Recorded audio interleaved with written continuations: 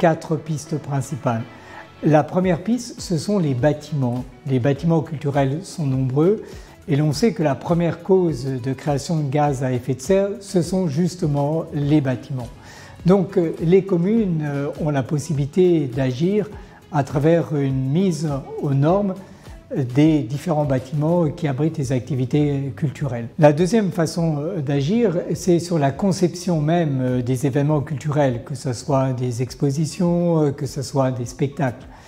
Il faut qu'il y ait aujourd'hui une réflexion sur la manière d'avoir des événements qui sont le moins consommateurs en produits, que ce soit de l'énergie ou que ce soit des matériaux de construction. La troisième piste, qui est une piste très importante également, c'est toute la politique des transports du public. On sait que l'une des grandes causes également de création de gaz à effet de serre, eh bien, c'est tous les déplacements de population. Et dans le cadre des événements culturels, il y a d'importants transports et donc il y a aussi une réflexion à faire, peut-être renforcer aussi la culture de proximité.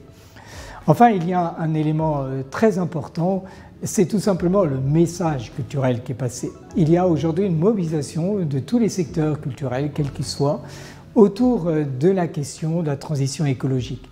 Et cette mobilisation, elle est essentielle. Et il n'y a pas un acteur culturel aujourd'hui qui ne sache pas que dans ce propos qu'il va tenir, un propos de nature culturelle, mais il y aura aussi besoin de promouvoir cette question de la transition écologique. Voilà, donc les communes, les intercommunautés sont véritablement au cœur de cette question et il faut tout faire pour qu'on puisse améliorer cette situation.